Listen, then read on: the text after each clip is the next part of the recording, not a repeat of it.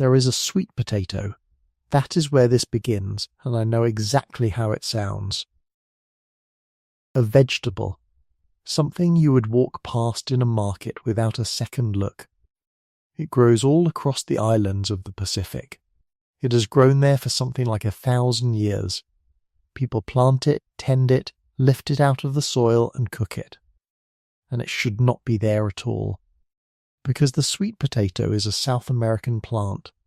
Its home is on the far side of the largest ocean on Earth, thousands of miles to the east. It does not drift. The vines die in salt water, and the root itself softens and rots long before months at sea are over. And yet there are pieces of it in the ground out there.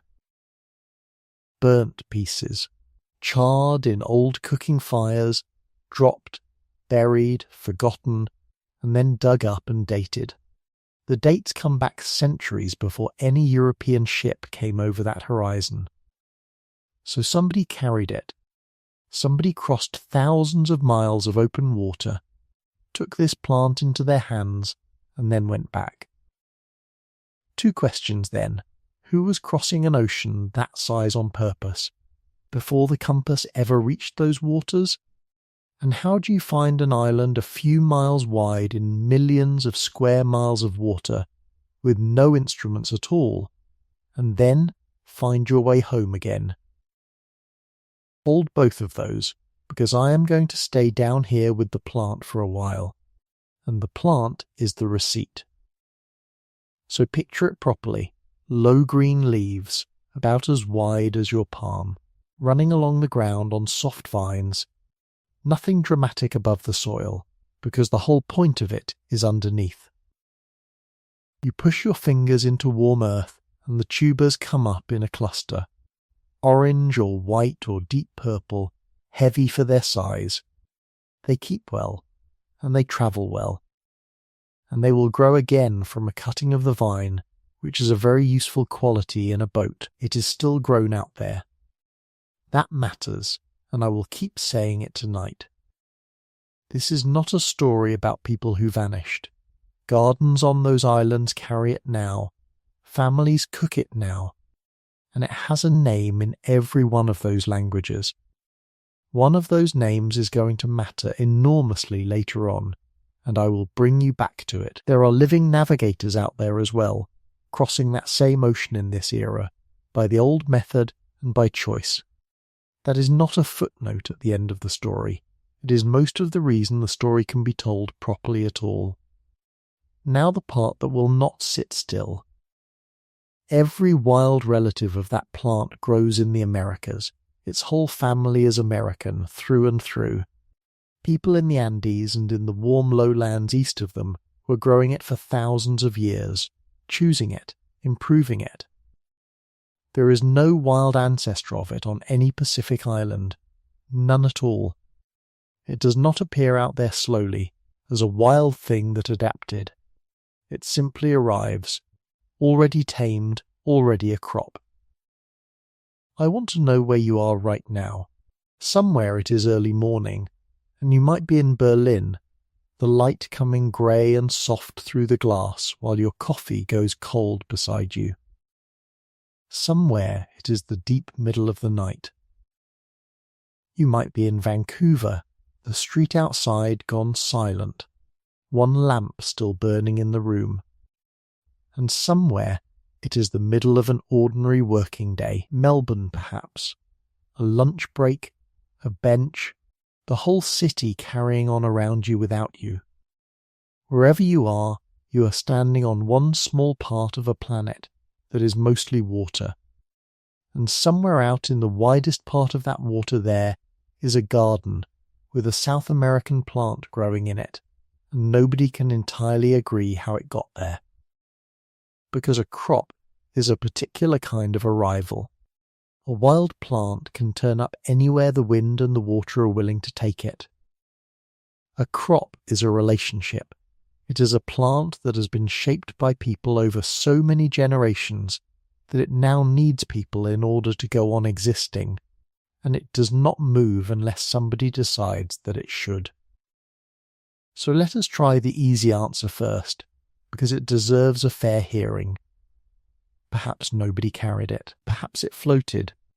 Plants do that.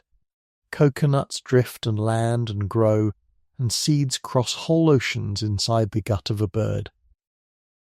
A flood tears a raft of vegetation off a river mouth and sends it out to sea. This is a real mechanism, and it has stocked islands all over the world with green things nobody planted. But run it through with a sweet potato in your hand. Feel the weight of it. It is soft and full of water and sugar, and the sea gets into it fast. It swells, it splits, and it goes to pieces in weeks rather than months, and the crossing we are talking about takes months. The cuttings die faster still. People have gone to the trouble of testing this, which I rather like. Tubers have been floated in tanks of seawater and looked at week after week to see what is left of them. The answer is not encouraging for the floating theory. Long before any far shore, there is nothing there worth planting. The plant does make seeds, and seeds are far tougher, and that particular door is not completely closed. But out on those islands the plant was not being grown from seed. It was being grown the way people grow it. Cuttings, saved from the last crop, pushed into the ground by hand. A crop like that does not wash ashore. It gets carried, kept alive, and planted on purpose by somebody who already knew what it was worth. Then there is the dating, and the dating is what closes the other easy door. The other easy answer is that European ships brought it. They certainly moved the plant around the world eventually. That is well documented, and if the sweet potato reached those islands in a European hold, then there is no mystery here at all, and the whole question closes before it opens. But the ground says otherwise. On more than one island, in more than one island group, archaeologists have found the plant burnt. Small charred fragments out of cooking fires and storage pits, black and light and almost weightless in the hand. They come up with everything else a kitchen leaves behind: fishbone, shell, the cracked stones of an oven, a layer of ash pressed flat by the layer that settled on top of it. Somebody was making a meal, and a piece of it fell into the fire and was never missed. The burning is exactly what saves them. Fire drives out the water and the sugar, and what is left behind is nearly pure carbon, and there is nothing in the soil that wants to eat pure carbon. So it just sits there, quietly for centuries. And carbon can be dated. You measure how much of one unstable form of it is left in the fragment, and the arithmetic gives you back an age. Do that with these pieces, and the answer comes out centuries before the first European sail was anywhere near that ocean, not a few years before. Centuries. Which leaves the hard answer. The hard answer is a voyage. Sit with the shape of it for a moment, because the shape is the whole thing. The plant is in South America. The plant ends up in the middle of the Pacific.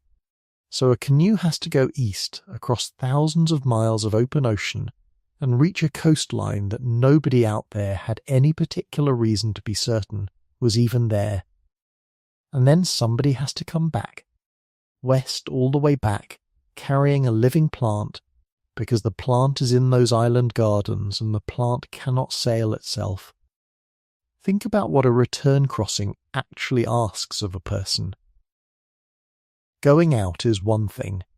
Coming back means somebody knew where they had come from for the entire time they were leaving it, and could hold that knowledge steady across weeks of open water, with nothing written down anywhere. That is the detail that quietly undoes the old story, long before we get anywhere near it. A one-way accident brings nothing home. A canoe carried away from its course is not a delivery, however far it happens to travel. For this plant to be growing in gardens across a third of the planet's water, Somebody made the crossing. Somebody made the return. And then it was carried on, island to island, by people who wanted it and knew how to keep it alive. That is not luck. Luck does not come back. So keep both questions with you, because I am not going to answer them for a long while yet, and I want you to feel the weight of them while we work. Who was crossing that ocean deliberately, and how did anyone find anything at all out there, with no instruments, and then find the way home? There is more inside the plant than I have given you. There is a word, the name it carries in those island languages, and the name it carries high in the Andes, and how strangely close the two of them sound. There is something written in the blood of the people who live out there now, only read properly in recent years. Both of those belong to the far end of the night, and I promise you I will come back for them.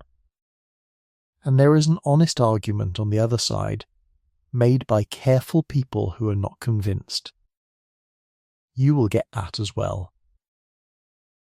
I am not going to hand you a tidy answer and hope you do not notice the loose thread hanging off it. There are the boats too, and I have said almost nothing about the boats. There is a sky that works as a chart if you have been taught to read it. There is a sea that carries information in the way it moves, and a wind that turns out to be the cleverest part of the entire design. All of that is coming.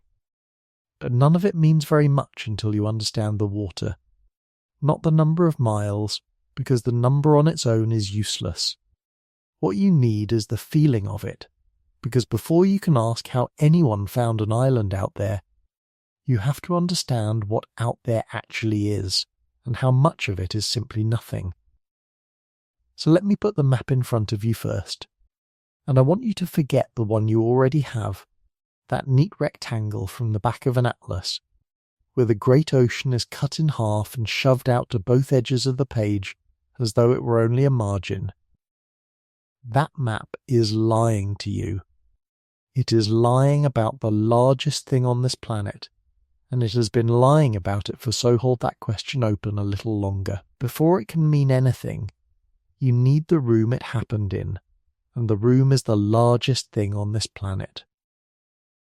Draw a triangle in your head and put one corner at Hawaii, high in the northern Pacific. Put a second corner far to the southwest, at Aotearoa, the country also called New Zealand. Put the third far to the southeast, at Rapa Nui, 3 points, thousands of miles apart, and now join them up. That shape has a name. People call it the Polynesian triangle, and it is the frame this whole story sits inside. Every side of it runs something over 4,000 miles, not 400. 4,000. Stay with that a moment, and then stand at one corner and set out for the next. The crossing is longer than an Atlantic, roughly the distance from New York to Moscow, drawn straight, with nothing underneath you the entire way. And that is only one edge, and there are 3 of them. Fill the shape in and it comes to something like 10 million square miles. That figure is hard to hold, so let me set a few things down inside it. Lay the whole of North America down in there, and you would still see open water around the rim. Russia, the largest country on the planet, would cover about 2/3 of the floor. Europe, every last country of it, would cover barely more than 1/3. And the triangle is only a portion of the ocean it sits in. The Pacific as a whole is the single biggest feature on the face of the earth, larger than every continent and every island added together. All the land there is, all of it at once, would still not fill that one ocean. The triangle is a piece cut out of the middle of it. Now here is the part that changes everything. Almost all of it is water. Not most of it. Almost all. add up every scrap of land inside that triangle and be generous about it. Count Aotearoa itself, which is a substantial country with mountains and glaciers and standing forest. The total sits somewhere near 1%. Take Aotearoa back out of the sum, and what remains is a fraction of 1%, scattered thinly across a space you could lose a continent in. Numbers that size slide off the mind, so try it a different way. Think of the longest journey you have ever made over water.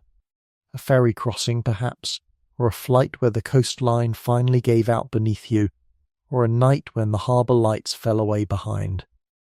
Whatever you are picturing, it is almost certainly a rounding error here. This ocean does not deal in the distances you have a feel for. It deals in weeks, and then in more weeks. There is a further difficulty here, and the difficulty is the maps.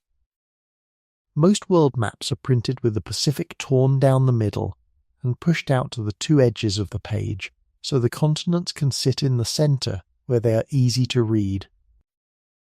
Half the ocean ends up on the left margin and half of it on the right. The result is that a great many people have never once seen this part of the world drawn whole. Turn a globe around instead, until the Americas slide off one side and Asia slides off the other, and what faces you is blue from top to bottom, with a scattering of dust across it, and that dust is the subject of everything that follows. So picture what would actually be out there to look for. Rapa Nui is about 14 miles long. A person can walk it end to end in a day and still have the evening free. Its nearest inhabited neighbour lies more than 1,000 miles off, and the nearest continental coast is more than 2,000. It sits in the southeastern water like a coin dropped on a ballroom floor, and Rapa Nui is one of the bigger ones. A great many of these islands are atolls. An atoll is a low ring of coral and sand with a lagoon held inside it, sometimes only a few hundred yards across. The highest ground might stand 10 or 12 feet above the water, palms on top. That is the whole of it, and from any distance at all an atoll is not a shape. It is a thin green line laid directly on the sea. There are more than 1,000 islands inside the triangle, and the strings of them carry names worth saying slowly. Samoa, Tonga, the Cook Islands, Tahiti and the Societies, the Marquesas, the long scatter of the Tuamotus, Hawaii away in the north. Said out loud in one breath like that, they sound like neighbours, and they are nothing of the kind. The gap from one group to the next is commonly several hundred miles of unbroken water, and often a good deal more than 1,000. In between there is nothing whatever, no shoal, no headland, no smudge on the skyline to steer by. Now put yourself out on that water. You are standing on a deck. Your eyes are maybe 10 feet above the surface. From that height the horizon is about 4 miles away in every direction you turn. That is your world. A circle roughly 8 miles across, and you are exactly at the centre of it. And the circle travels with you. Sail all morning and the circle moves. Sail all afternoon and it is the same circle. The water inside it renews itself endlessly and looks identical, blue, then a darker blue, then the seam where the blue meets the sky. Turn around slowly, and you have seen everything there is to see. That is day 1.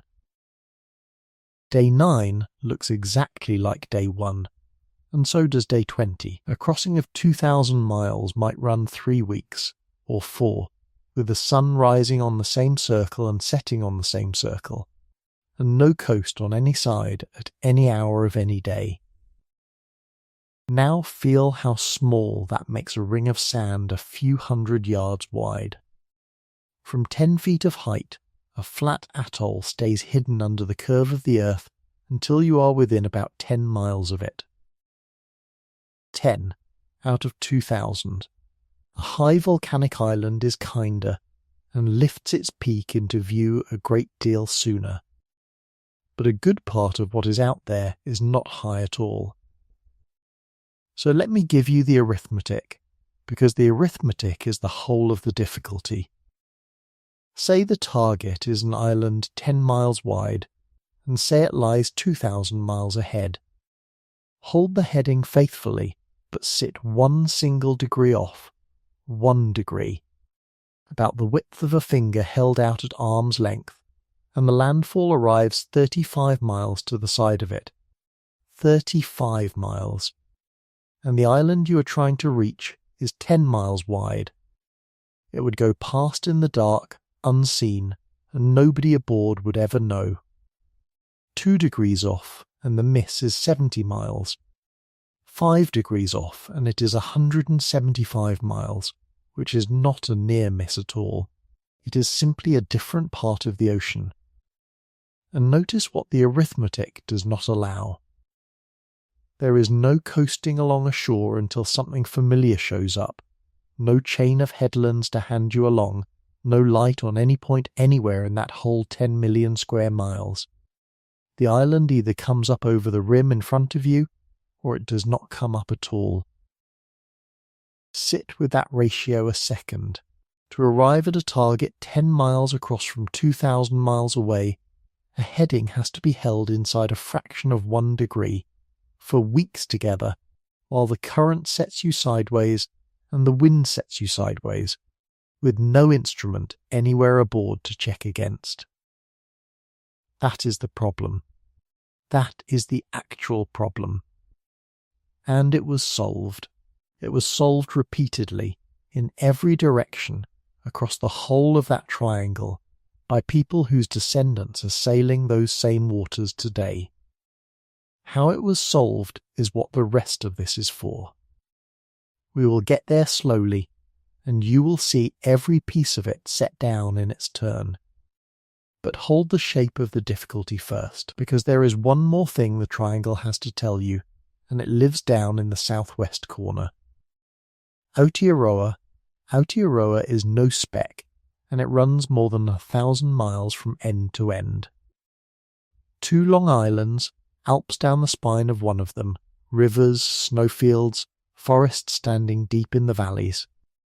On a chart of the Pacific, it is easily the largest land inside the triangle, by an enormous margin. You would think a target that size would be reached early. It was reached last. Of every large landmass on this planet, Aotearoa is the final one that people arrived at. Not the last island. The last large land anywhere on Earth.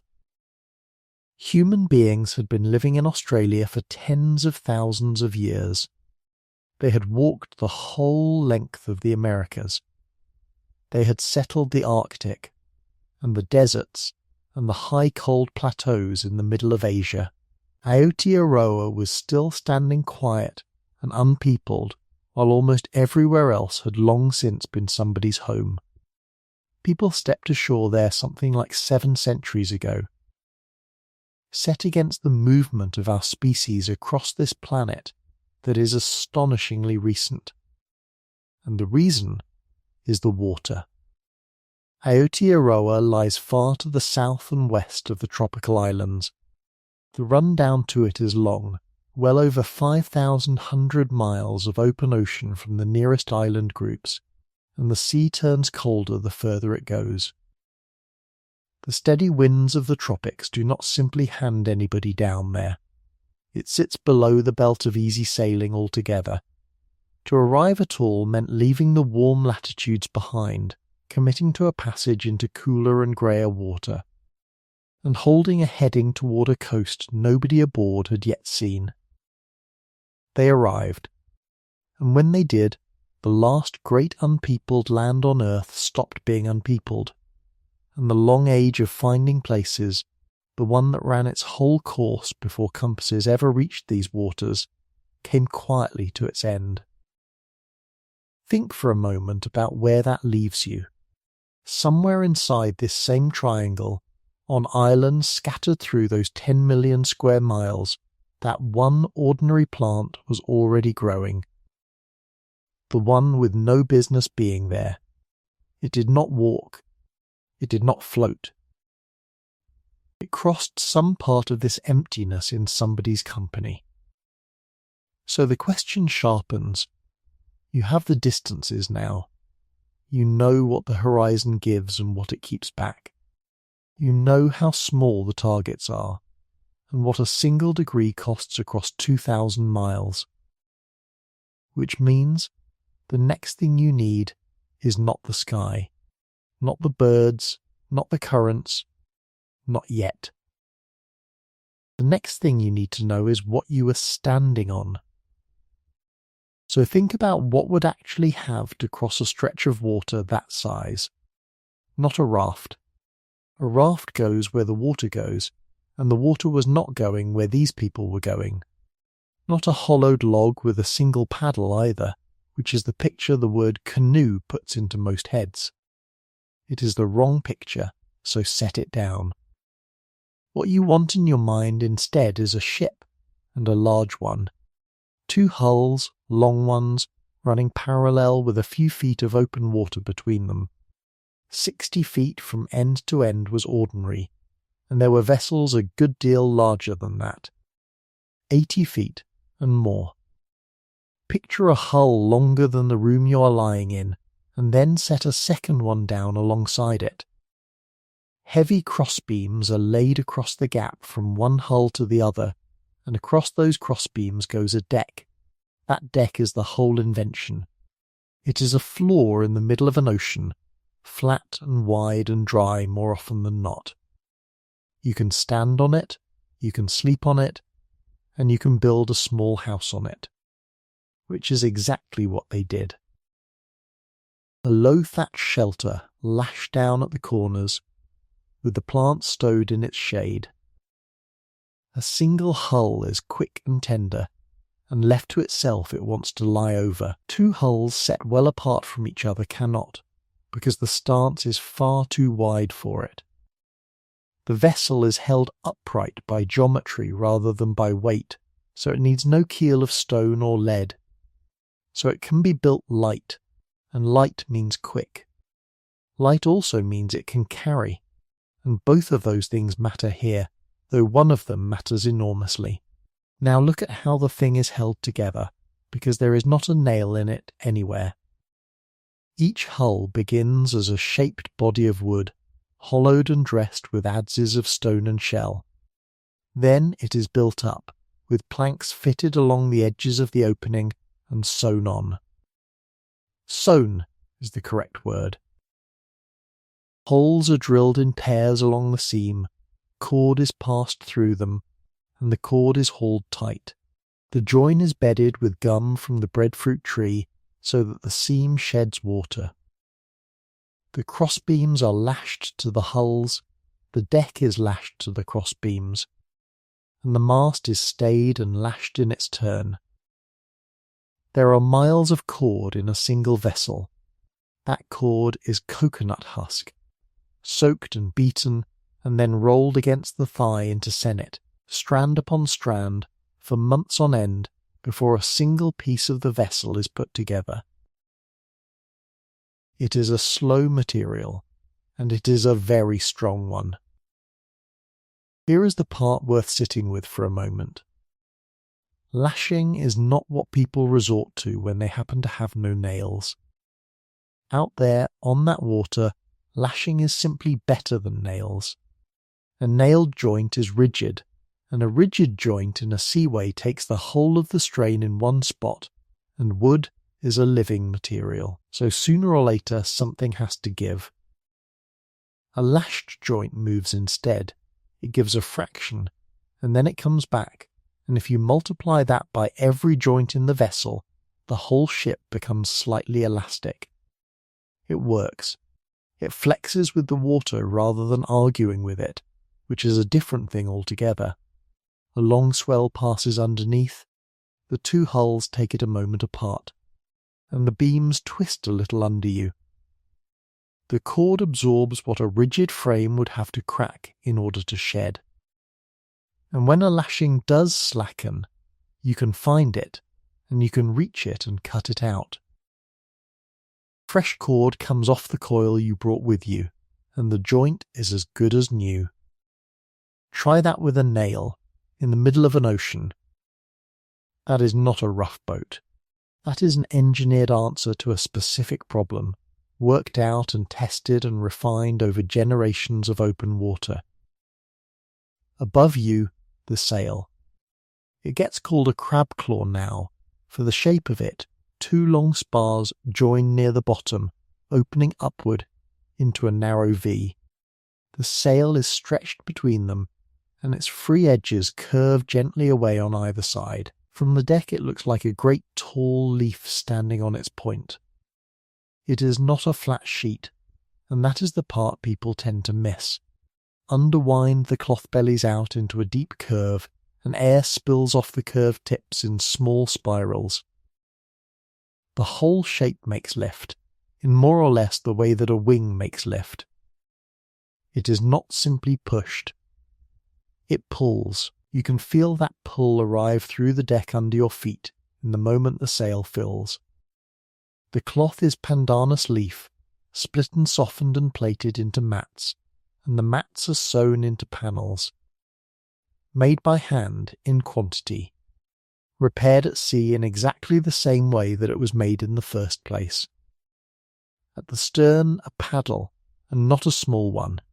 Steering is done with a great blade on a long shaft, held out over the quarter and braced against a beam. Someone stands to it, and on a large canoe that job takes 2 people. It is physical work. It is not a wheel you set and walk away from, because the sea pushes and the steersman answers. That goes on all day and all night, watch after watch, hand after hand. Someone always has it. So stand on that deck a while and take the whole of it in through your feet. The first thing is the sound. Water running along 2 hulls instead of 1, the 2 streams slightly out of time with each other. Then the small talk of the lashings, a creak and a settle and a creak, as the beams take the load and hand it back. Under your feet the deck is not dead, and it moves a little, the way a good bridge moves. The second thing is the motion. A swell comes through at an angle, and one hull lifts first while the other follows a beat behind. So the platform between them rolls and rights itself in a long, easy corkscrew rather than a slam. Big and slow and forgiving. People sleep through it, and on a long passage a good many of them do. And wherever you are right now, the floor beneath you is holding perfectly still. That is the difference. Out there, the floor breathes. Now the cargo, because the cargo is what turns this into a different story altogether. Water comes first, because water is the clock out there, and nothing else on board can replace it. It travels in gourds and in lengths of thick bamboo stoppered at both ends, stowed low in the hulls. That is where it stays coolest, and where the weight of it does the most good. Coconuts go aboard by the 100, and a coconut is 2 rations in one. You drink it, and then you eat it. Then the food that keeps. Fish dried hard in the sun, bananas and pandanus dried down to something like leather, breadfruit and taro cooked and pounded and packed into leaf-lined pits, and left to sour into a paste that holds for months. This is not a few days of supplies. This is provisioning for weeks. And then the part that changes what the vessel actually is. They carried the garden with them.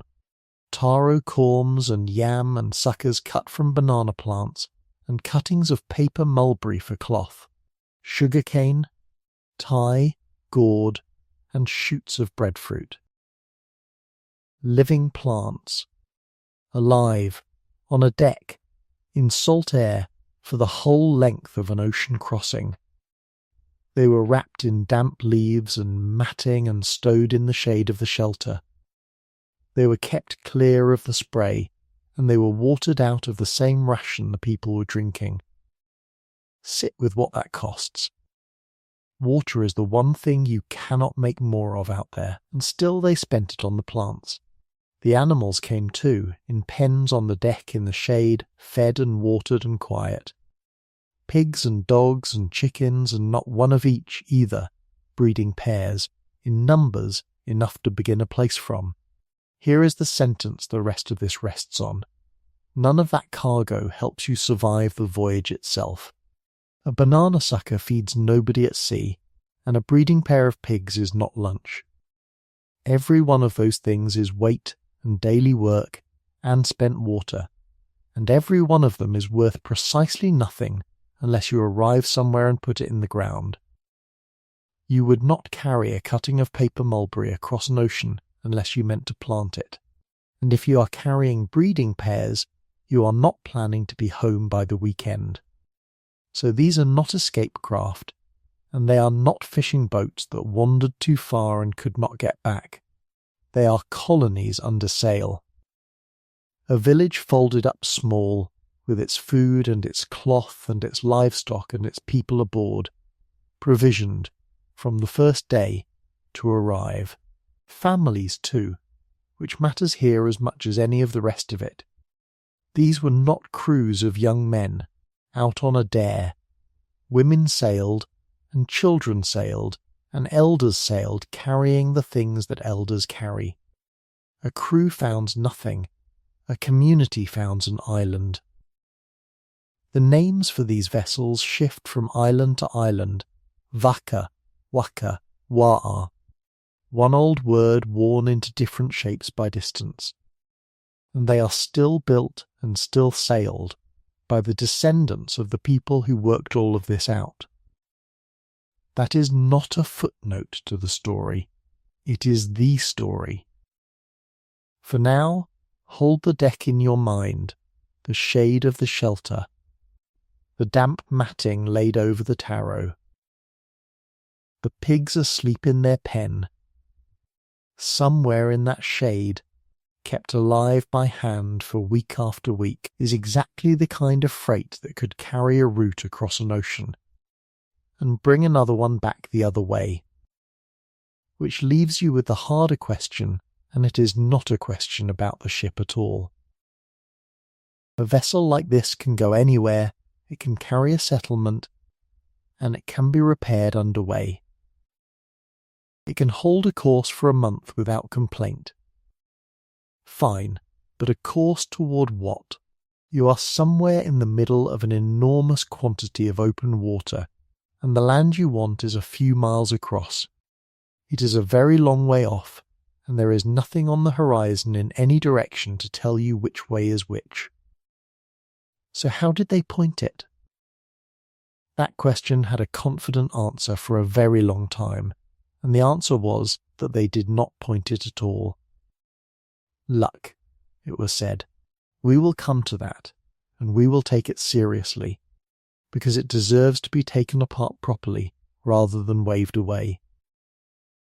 It begins with a book, and a raft, and an assumption that nobody quite said out loud. So the canoe was built to arrive. Hold that in your mind a moment longer, because for a very long time the explanation offered from outside was that arriving had nothing to do with it. The verdict was accident. Not malice and not carelessness exactly, but accident in the plain ordinary sense of the word. The idea went something like this. A canoe goes out on a short errand, a fishing run, or a crossing to the next island in the group. Half a day of work and home by dark. Then the weather turns. A wind comes from the wrong quarter and settles there, and a current takes hold. Days later, or weeks later, that canoe comes up on a shore nobody aboard has ever seen. And there, by luck, a settlement begins. Do that often enough, across enough centuries, and every speck in that enormous triangle ends up with people on it. That was the accepted account, and it sat in the textbooks. It was taught. If you had studied any of this as a young person then, that is what you would have been handed, with no particular reason to push back on it. I want to be fair to it. You cannot really see what is wrong with an idea until you can see why it looked right. And this one looked right to careful people. The strongest form of it came in a book published in the middle of the last century. A serious book. The author had done the reading, all of it, and had gone through 200 years of written records hunting for canoes blown off course. There are such cases, quite a number of them, set down in plain prose at the time. Ship's logs hold them. So do mission records. A canoe leaves one island, the wind gets under it, and it comes ashore 300 miles downwind, with everyone aboard alive and well. So the mechanism was real. Hold on to that. The book was not inventing a process out of nothing. It was pointing at one that demonstrably happens, and asking what it would add up to over 1,000 years. Then it made its real argument, and the real argument was about limits. Think about what you would have in your hands out there. No compass, no chart, no instrument of any kind, and no way at all to fix a position on blank water. How long can anyone hold a straight line under those conditions? The book's answer was, not long, a few 100 miles at best, and then the small errors stack up one on another until a position is only a guess. And if you do not know where you are, you cannot steer home. So long voyages had happened. Of course they had. But they were one way, and nobody had aimed them. There was something else feeding that conclusion, and it is worth naming, because it is very human. The people making the argument knew how hard those waters were for their own ships. Vessels with charts, compasses, and centuries of instrument making behind them had sailed straight past inhabited islands and missed them entirely. Some islands were noted, lost off the charts, and then argued about for decades. If you have that experience, and it is your only experience, one conclusion feels obvious. Nobody could have done this on purpose. So they reasoned outward from their own difficulty, and never quite noticed they had done it. Look at a flat map of it too, the way you would have seen one then. The islands sit scattered across the paper like spilled seed. There is no wind on a map. There is no swell on a map either, and no season, and no direction that is harder to travel than any other. Drift looks perfectly reasonable on a page. The islands themselves said otherwise, and had been saying so all along. Genealogies that name the canoe. Names for the navigator who sailed it, for the landfall, and for the return. The book had an answer ready for all of that. It called such accounts later embellishment, memory improving on itself generation by generation, until an accident is remembered as an expedition. You can see the shape of that move. Evidence that fits the theory counts as data, and evidence that does not is filed as legend. And while that case was being made in libraries, something else was happening on the water, aiming the opposite way. A raft. Balsa logs lashed side by side, one square sail, the design copied from old descriptions of coastal craft in South America. It left the coast of Peru and let the current have it. About 100 days later it fetched up on a reef in the eastern islands. Something like 4,000 miles of open ocean, on logs. The book written about that crossing went everywhere, and was read by millions of people who would never otherwise open a word of anthropology. You can understand why it landed the way it did, because it was an argument you could watch. The crew were out there for months on a few tied-together trees, and whatever the conclusion was worth, that took real nerve. It was also aimed at a genuine puzzle, and you already know which one. That plant in the ground, centuries too early, on the wrong side of an ocean from the place it grows wild. The raft's answer was simple and physical. If a South American plant is in those islands, then people from South America carried it there, riding the same water the raft rode. And the water does run that way, the cold current up the coast, and then the vast westward set across the tropics. Put a floating thing down on that, and it goes where the ocean is already going. But watch what the raft actually showed. It showed that the ocean can deliver a vessel westward. It did not show that anyone chose the reef it landed on.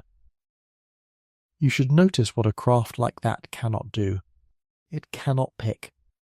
A hull with no keel and one square sail goes broadly where the water sends it, and the water sent it the easy way, downwind, the way anything floating already wants to travel. And it left the strangest part of the plant question untouched, because a one-way ride explains nothing at all about a return.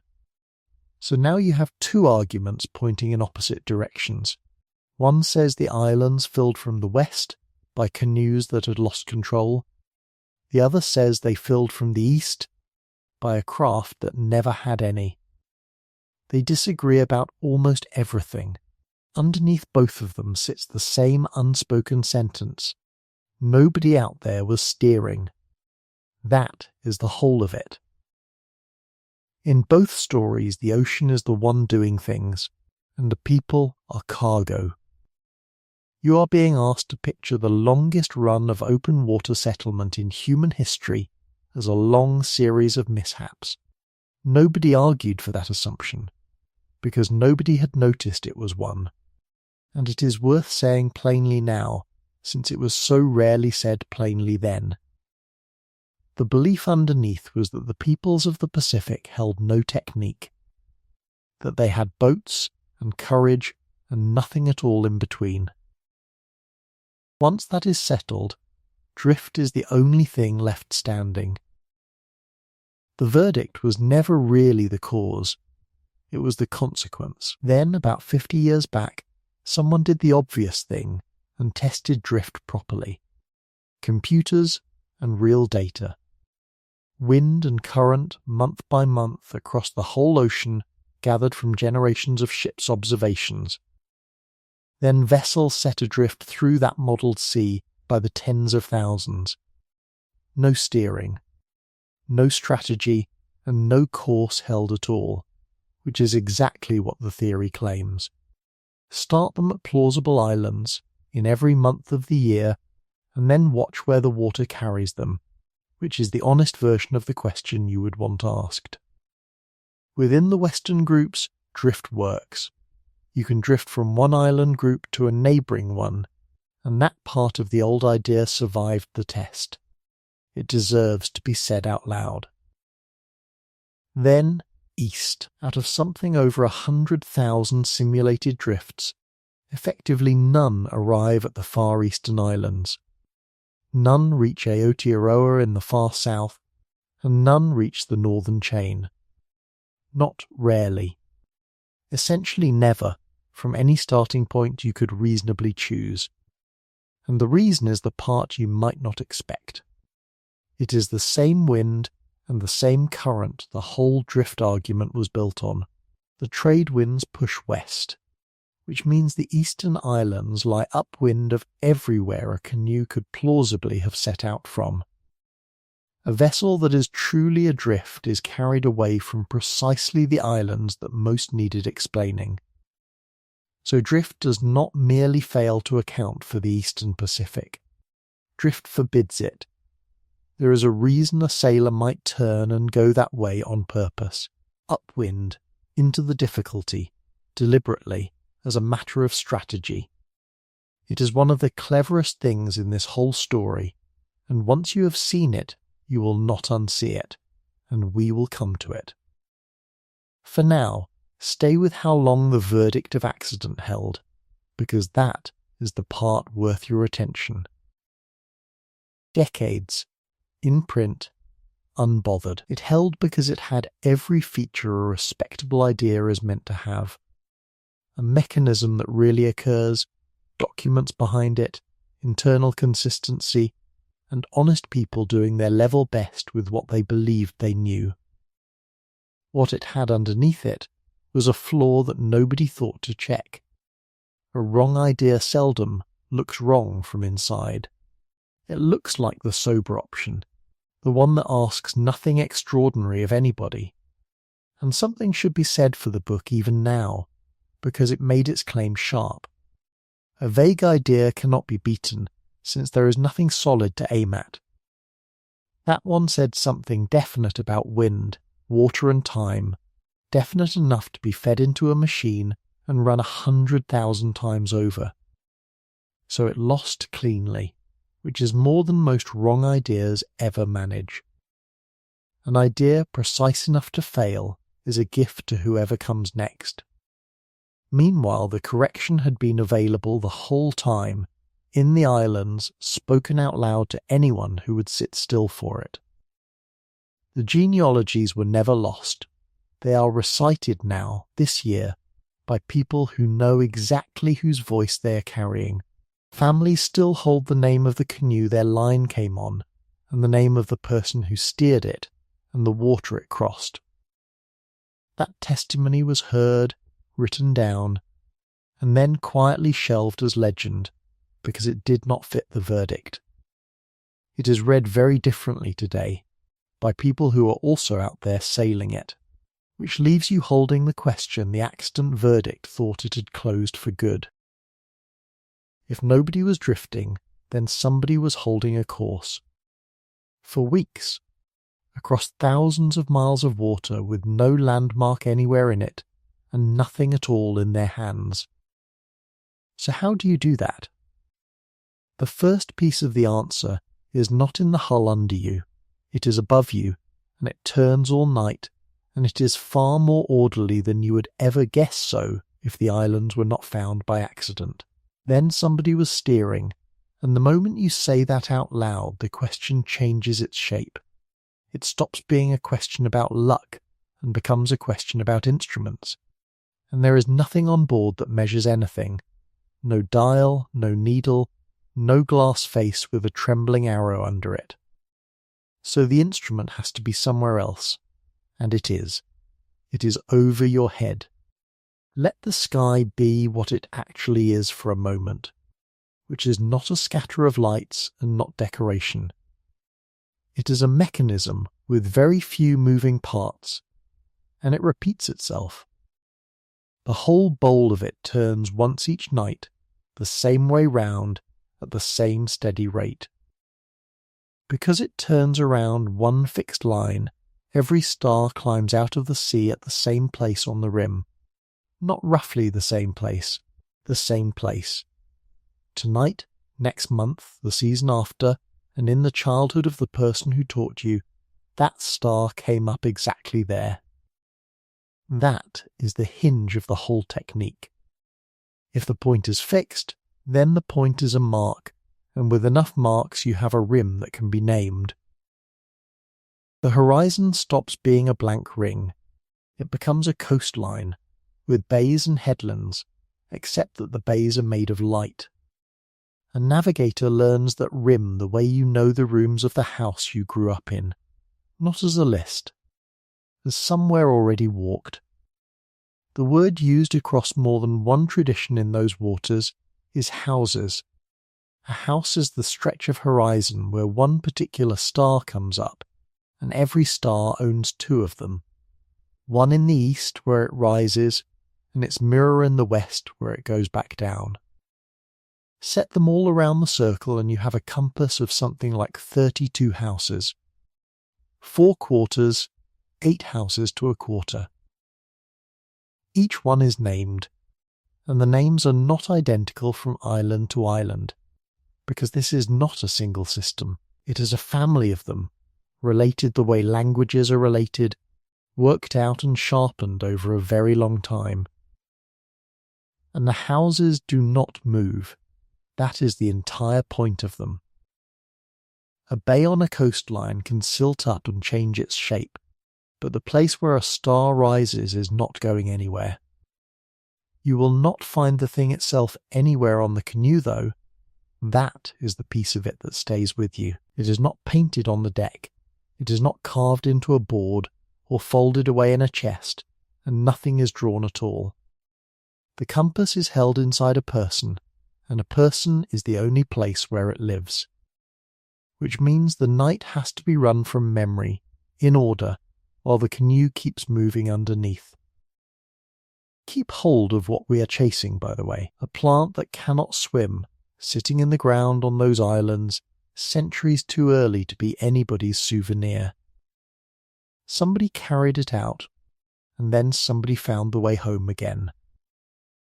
Leaving is one problem, arriving back is the harder one, and a rim that can be named is the beginning of an answer to both. Now there is a catch up there, and the catch is what makes a night interesting. A star is only honest while it is low. Down near the water it sits inside its house, and the line it hands you is clean and hard. You can lay the bow of the canoe straight along it, but it does not stay down there. It climbs, and as it climbs its track leans over. The place on the horizon beneath it drifts away from the place where it rose. Sight up at a star riding high overhead, and the line you are dropping to the sea is a guess. A navigator does not steer on guesses, so you let that star go. And not with any regret, because it has done its work, it did the work well, and the work lasted perhaps an hour. What replaces it is the part of all this I find genuinely lovely. Another star is already coming up behind it, into the same house. The same stretch of rim, the same bearing, a fresh hard mark low over the water. That is a star path, and it is essentially a queue. One heading, held all night, by a relay of stars taking it in turns. One lifts too high and is released. The next rises into the gap and takes the load. Then that one climbs, and hands on again. And again. And again. And the night walks up the sky in stages.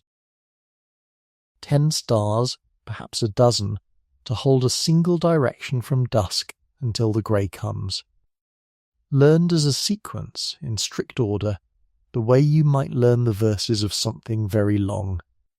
So put yourself out on the deck for a while.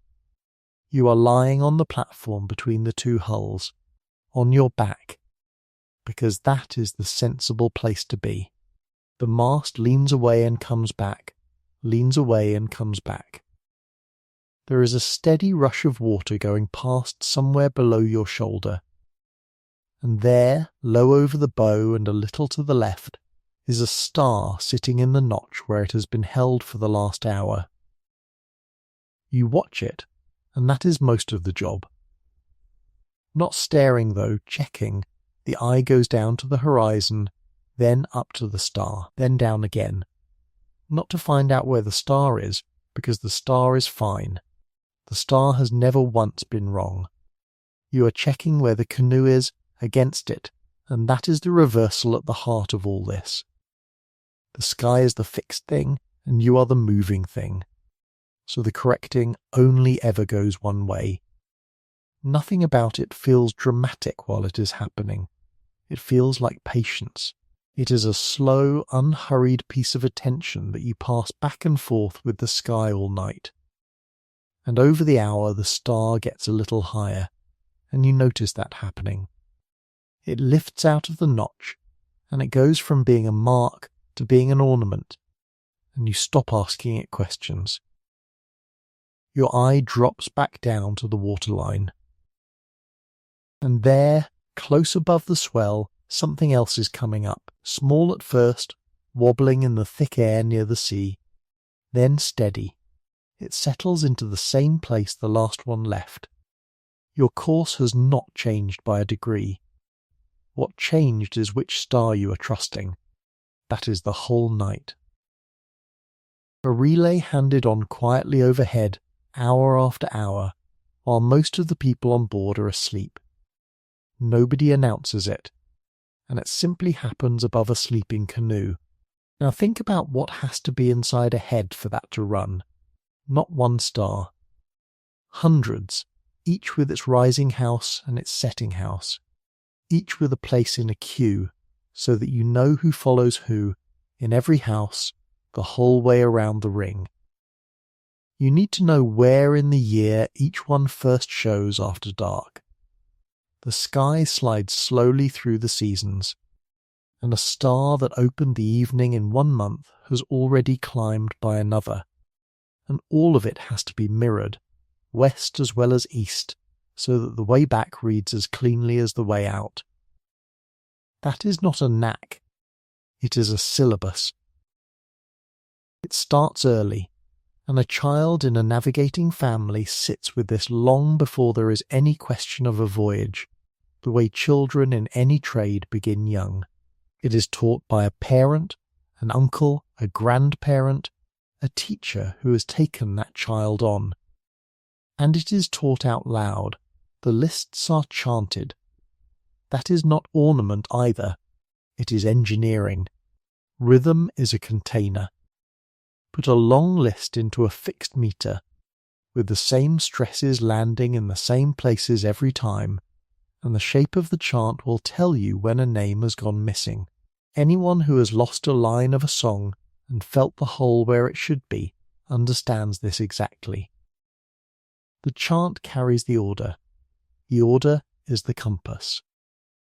And then there is a circle laid out on the ground. Pebbles, lumps of coral or shells, or short pieces of woven frond, set in a ring on a mat, or on sand, or in the bottom of a canoe pulled up the beach. One for each house. The circle is the horizon brought down to arm's reach, and it can be studied at noon with nothing overhead but blue. The student sits inside the ring, which is precisely right, because out on the water you sit inside it too. The teacher names a stone, and the student names the star.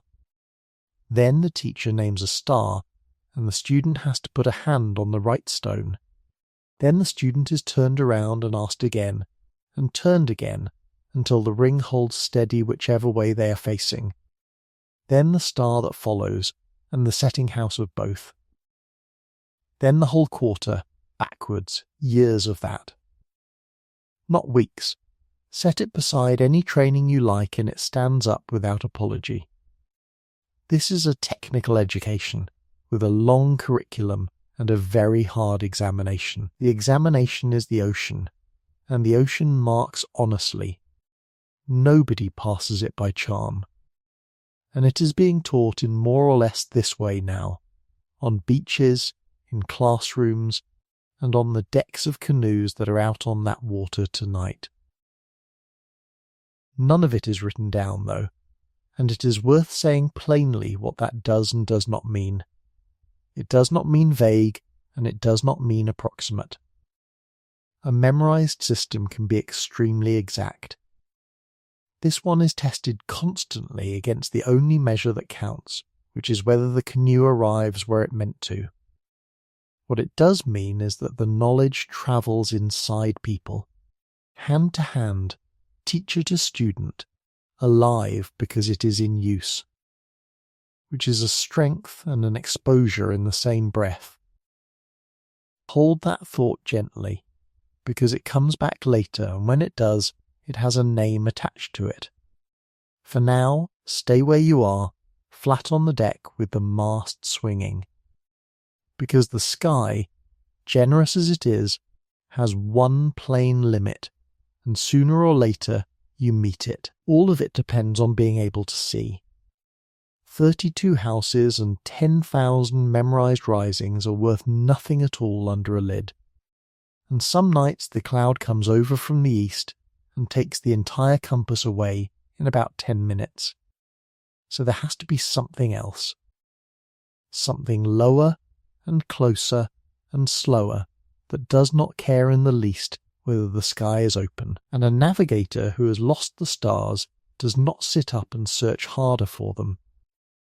The navigator lies down. And all of that is only the upper half of the chart. The other half lies underneath you. It is the sea itself. It is working the whole time, whether or not anyone is reading it. And on the nights the sky closes over, it becomes the only chart there is. Think about what a heavy overcast actually does out there. The stars go out. Not a few of them, but all of them. The whole bowl of the sky goes blank inside an hour, and every rising point and setting point goes with it. 3 days of that is ordinary weather in those latitudes. The canoe does not stop for it. There is nothing to anchor to in water 2 miles deep, and a canoe like that is provisioned for a passage, not for a pause. So the line has to be held by something cloud cannot cover. It is held by the water. Here is the piece to understand first, because everything else rests on it. A swell is not a wave. The chop that the local wind raises around the hulls is surface business. It gets up within the hour, and it lies down within the hour. It swings whenever the wind swings, and it tells you almost nothing. A swell is older than that, and far more patient. A swell is the long memory of weather that happened somewhere else entirely, a big system turning slowly, days ago, perhaps 1,000 miles off, pushing its energy outward across open water in a train of low, smooth, unhurried ridges. Those ridges outlive the weather that made them, and they keep travelling, and they hold their direction the whole way. That is the gift. A swell running up out of the southeast this evening is still running up out of the southeast tomorrow evening and the evening after that. It does not care that the wind has backed around. It does not care that the sky has shut. It is a line drawn across the ocean by something very far away, and it stays drawn for days. So the water underneath you is not a random heaving, it is grained, the way a plank is grained. And a grain is a thing you can hold a course against. There are usually 2 of these trains running at once, often 3. They cross one another at angles, each with its own bearing, its own spacing, its own weight in the hull. A navigator learns them while the sky is still open, sets each one against the stars, names it, fixes its angle to the canoe, and then keeps that angle after the stars are taken away. The sky hands the sea over. The sea holds the course until the sky comes back. Now, how do you read a thing like that in the dark? Not with your eyes. The eye is the wrong instrument for this. A swell at night is a shape nobody can see, and in daylight the chop lies across the top of it and hides it about as well. But the canoe is 60 feet of hull lying flat on that water, and the canoe cannot miss it. The hull is the instrument, the body is only the dial. So the navigator lies down. That is the detail that tends to stay with people. In the middle of an ocean crossing, with the sky gone and a course to keep, the most important person aboard stretches out on the deck between the hulls and goes still. Not asleep. Working, lying amidships, where the motion of the canoe is cleanest, reading the sea through the small of the back and the whole length of the spine. And the motions really are distinct. A swell taken square on the bow lifts the canoe and sets it down again, a long even pitch, bow first, then stern. Take that same swell on the beam and it rolls you instead, one side and then the other, slower and wider. Take it on the quarter and you get something else again, a corkscrew, a lift that arrives under one shoulder and travels diagonally down and out through the opposite hip. Each angle has its own signature. Each signature is a bearing. That is a compass you can feel. And when 2 trains cross, the pattern gets richer rather than muddier. There is a beat where the ridges coincide and lift the canoe higher than either one would alone. There is a flatter stretch where they cancel each other. and that beat is regular. Wander off your line by a few degrees and it changes. The corkscrew arrives at a different moment. The lift comes in under a different part of your back. Your body notices that before your mind can name it, which is why the training takes years and starts in childhood. You are not memorizing facts. You are tuning an instrument that happens to be a person. Hold that picture for a moment. It is the middle of the night, the sky is shut, and the course is being kept by someone lying flat on a deck with their eyes closed, feeling a ridge of water that was born 1,000 miles away. Now hold the harder thought beside it. All of that keeps a line. A line is not an island. Because here is the problem that remains. Say the line is good, and has been good for 20 days. You are still trying to touch a piece of land 4 or 5 miles across, and it can go by in the night at 10 miles off without a sign. The sky and the sea will bring a canoe into the right region. They will not, by themselves, put the bow on the beach. So the last piece of this is not about the canoe at all. It is about what an island does to the water and the air around it. And an island, it turns out, is very much bigger than it looks. Start with cloud. Clouds over open ocean travel. They come up on the trade wind. They cross the sky. They go. But an island with any height in it interferes with that. The land warms faster than the sea. Air rises off the peak, moisture in it condenses, and a cloud forms there and stays there. Rebuilt continuously from underneath, while the rest of the sky slides past behind it. So a navigator watches that horizon for a long time. Everything is moving. One thing is not. A cloud standing still in a travelling sky has a mountain underneath it. Then there is the light, not the cloud's shape now, but its underside. Over deep ocean the belly of a cloud is grey, or it carries the dark of all that water beneath it. Over a lagoon it does not. Shallow water over pale sand and coral throws light back upward, and it throws it back with a colour, a faint green wash, or a pale luminous patch laid on the underside of a cloud that happens to be sitting above it. That is a lagoon painting itself on the sky. The island is signalling upward, and the cloud is the screen. It can be read from a great many miles away by anyone who knows that green is a thing worth looking for. Then the small pieces in the water. A branch going by, or a coconut. A knot of leaves still green, which means it has not been out here long, which means land is not far up the current. None of these is proof on its own, but together they thicken. And then the birds, which are the best of all of it. Certain seabirds do not sleep on the water, terns and boobies among them. They roost on land, on a rock, in low scrub, in the trees behind a beach, and they feed at sea. So their whole day has a shape to it. Out at first light. Back before dark every single day, in fair weather and in dull.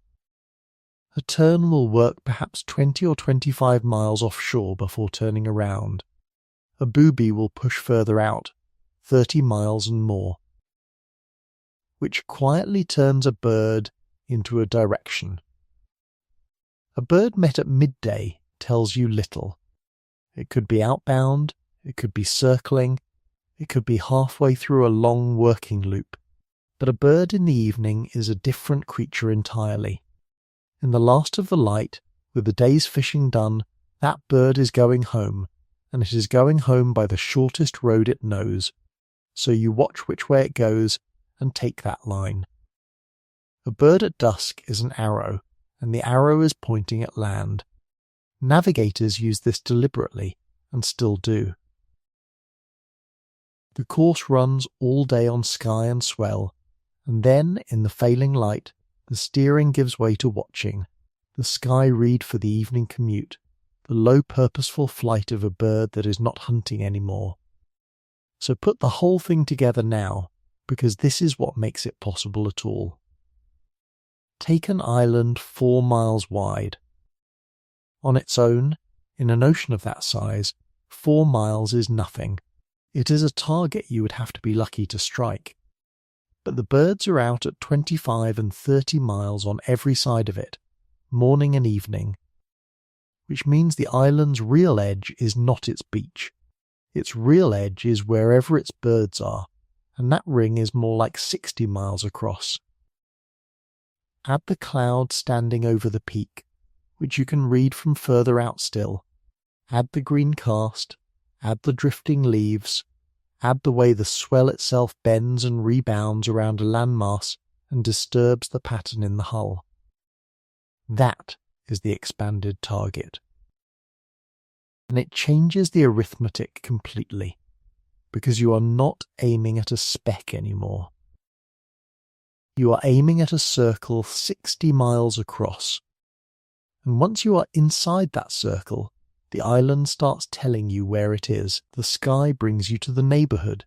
The neighbourhood brings you to the door, which is why a search out here could be a plan rather than a hope. And a plan is what all of this has been pointing toward. Because a South American root growing in that soil, centuries before any European ship came over the horizon, is not the residue of one lucky landing. It is the residue of a route, out and back and out again. So one question is still standing.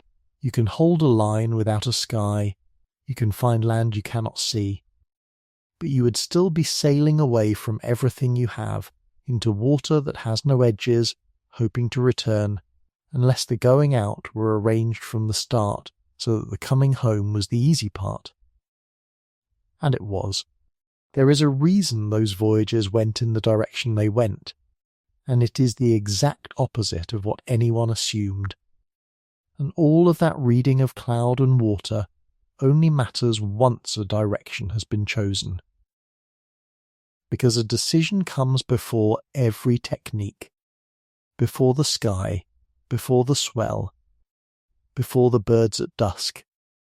It is a decision about wind, and it is the quiet centre of this whole story. It is also the piece that took outsiders the longest to understand, because at first glance it looks like the wrong choice, and it goes on looking like the wrong choice right up until the moment it looks like the only sensible one. Let me put the wind in front of you. Across the wide warm belt of that ocean, the trade winds blow broadly from east to west. They are not a gust, and they are not a passing thing. They are closer to a climate than to weather, a steady, patient river of air that holds its direction for weeks together, made by the turning of the earth and the slow rise of warm air near the equator. Ships crossing that ocean have leaned on it for as long as there have been ships out there to lean. You could stand on one of those beaches for a whole season and feel the same wind arriving on the same cheek. The sea underneath takes the same lesson. The white caps run one way, the clouds run one way. Everything loose in that world is travelling west. So the easy voyage is a westward voyage. That is worth staying with for a moment. Turn the bow toward the setting sun and the wind is behind you, the sail fills and stays full, and the canoe lifts and runs and keeps running. Ground comes almost without argument, hour after hour, and the miles pile up Aston while the crew eats and sleeps and talks. Now set that against the shape of the ocean itself. The islands already settled lay in the west. The vast unwalked quarter, the specks scattered out toward the sunrise, thousands of miles of them lay in the east, which means the unexplored part of the world was upwind. All of it. The direction that still had land nobody had stood on was the same direction the wind came from, every single day of the year. Everything left to find sat on the far side of the hardest sailing there was, and that single fact quietly shapes every decision that follows. So think about what the easy voyage would cost you. A search is a question with no guaranteed answer. That is the honest nature of exploring. There may be nothing out there at all. And a canoe that has spent its easy wind getting out is a canoe that has to buy every one of those miles back again. It would be facing that steady river of air with the water already half gone. Searching downwind means a failure has no way home. It is a question you only get to ask once. So turn the whole thing over. Suppose you set out eastward instead. Into the trades. Upwind, on purpose. It sounds like the hard way. It is the hard way. And that is precisely why it is the safe way. Search upwind, and you keep the return trip in your pocket the entire time. Every mile worked for is a mile the wind will hand back. There is no need to hope for a favourable shift, and no need to gamble on the weather changing its mind.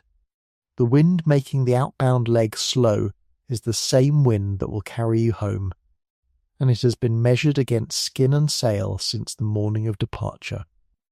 It is the best known thing in that world. It waits behind the door the whole way out. That changes what a failed search means. Failure stops being a catastrophe and becomes an errand that did not pay. You go out. You look. You find nothing. Then the bow comes over, the sail is eased, and home arrives on a wind already trusted, and even the failure is not wasted, because emptiness is information, a bearing crossed off, a stretch of water known to hold nothing, a map growing in the only way such a map can grow. A canoe that comes back with nothing still comes back with the shape of the sea better understood than it was the week before. Stay with the arithmetic, because the arithmetic is the argument. The outbound leg is slow. Beating up into a steady wind, a canoe does not travel the straight line between 2 points. It works a long zigzag, and it covers far more water than any chart would suggest. So the way out eats your days. The way home does not. Running downwind, that same distance folds into a fraction of the time, often a small fraction, sometimes a third or a quarter of it. That asymmetry between the two legs is the entire safety margin, and it is a generous one, which means the voyage can be planned honestly in advance on the beach. You count your water.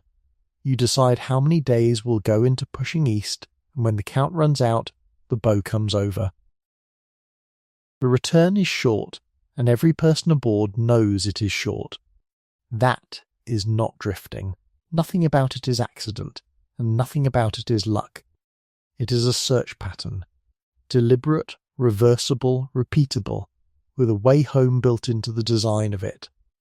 A canoe that goes out upwind can find nothing 9 times over and still be there for the 10th.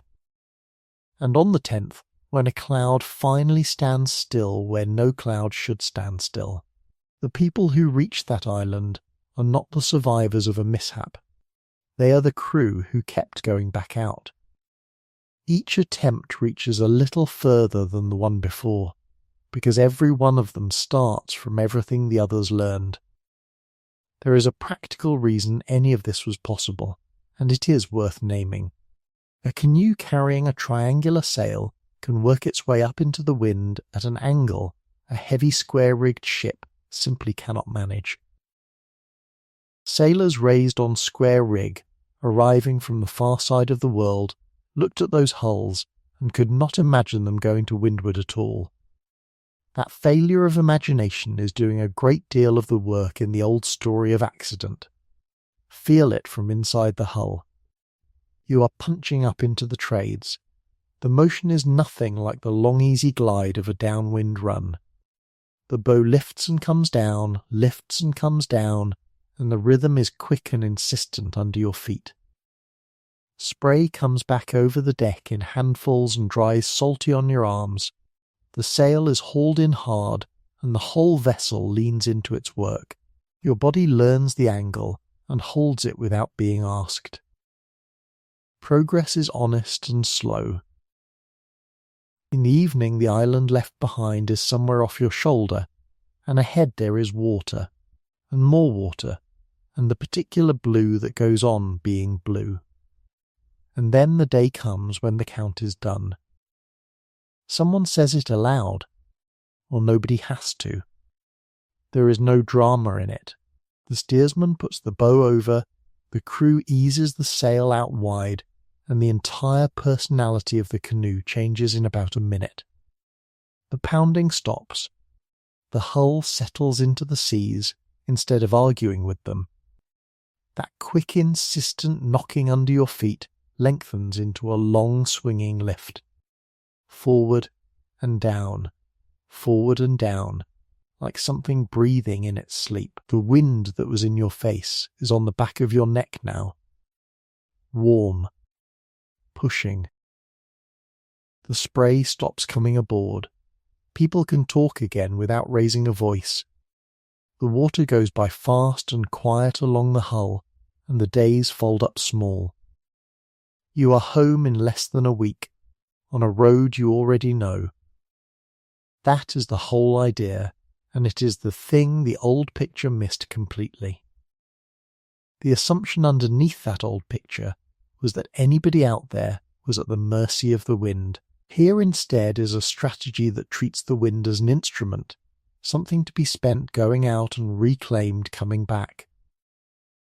There is one more piece, and it is a gift. The trades are steady, but they are not absolute.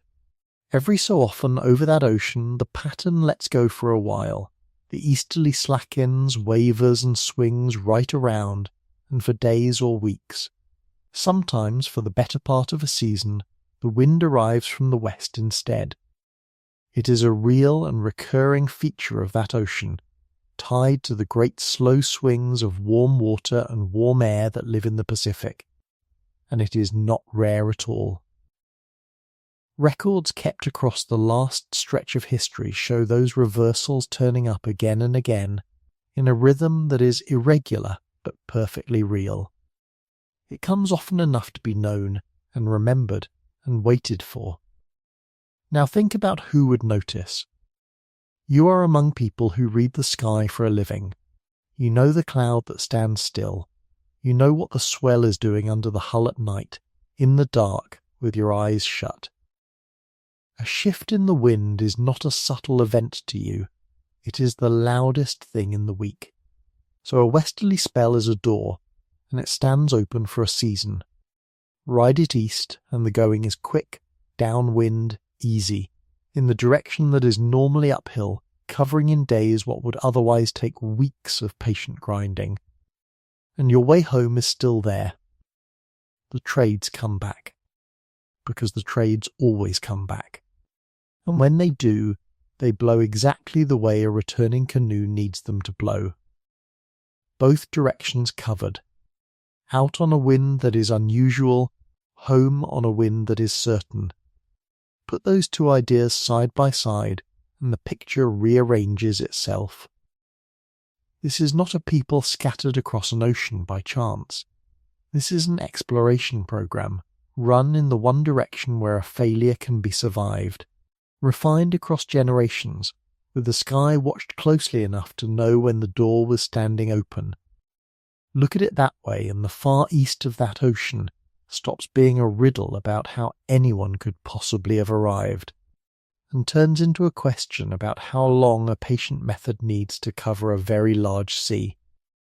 And that is what makes the receipt in the ground possible to think about at all. A vegetable from the far side of all that water. Because a voyage east and a voyage home are the same voyage run in reverse, by people who chose the difficult direction on purpose, so that the easy one would still be waiting for them. Which leaves one question standing where it has been standing all along. Could anyone actually do it? Not in theory. Not on paper. Out there, on the water, with no instrument of any kind and argument like that one can run for a very long time on paper. Books answer books, and studies answer studies, and charts get drawn and redrawn, and nobody ever gets wet. That is the trouble with a question about the sea. You cannot settle it in a room. You certainly cannot settle it by writing a better sentence than the last person wrote. So in the end it was settled the only way it could ever have been settled. Somebody built a canoe and sailed it. Not a model and not a museum piece standing behind a rope. A working double-hulled voyaging canoe, in the old proportions, with twin hulls and a deck laid across between them, and two crab-claw sails rising like dark wings. If you stood beside her on the water, you would know the difference at once. She was long enough to carry a crew and their water and their food out of sight of everything for weeks together. She was built to leave, which was the entire point of her. A canoe that could only be admired would have proved nothing at all, and the people behind her chose the hard version of the question rather than the easy one. They could have run her up and down a friendly coast for a season and called that a success. Instead, they chose a passage. Hawaii to Tahiti. Something like 2,400 miles of open ocean, southeast, down across the equator, and for a great deal of it into the wind. Sit with that direction for a moment, knowing what you now know about the trades. It is the upwind road. It is the deliberate one, and it is the one that no drifting hull is ever going to fall down by accident. If you were designing a test to tell steering apart from luck, you would design more or less exactly this. And they would carry nothing aboard to tell them where they were. No compass, no chart, no clock. Nothing to take a sight with. Nothing to read a position from. No instrument of any kind at all. Only the sky, and the water, and the birds, and one person carrying the whole of it inside his head, which left the hardest part of the entire plan. Finding that person. Across the eastern islands, the deep water technique had thinned almost to nothing, not because anybody there had stopped loving the ocean, because the long passages themselves had stopped. Engines arrived, and charts arrived, and ships came that ran to a timetable, and the voyages that a navigator is grown by were simply not being made anymore. Teaching of that kind cannot survive without a horizon to point at. You can lose a skill like that in 2 generations without anybody ever deciding to. So the knowledge went quiet. It did not leave the world, but there was no living master left in those waters who had taken a canoe 2,000 miles by memory alone. The ocean is very wide, though, and it does not let go of everything at once.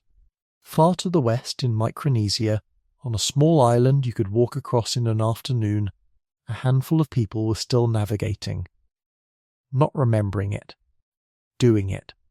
Making real passages out of sight of land, with nothing aboard but what their teachers had given them. One of them agreed to come. He had been learning since before he could properly walk, which is earlier than you would think possible. His grandfather would set him down in a tide pool and leave him there to float, so that the water moved him and he learned from the inside what moving water feels like.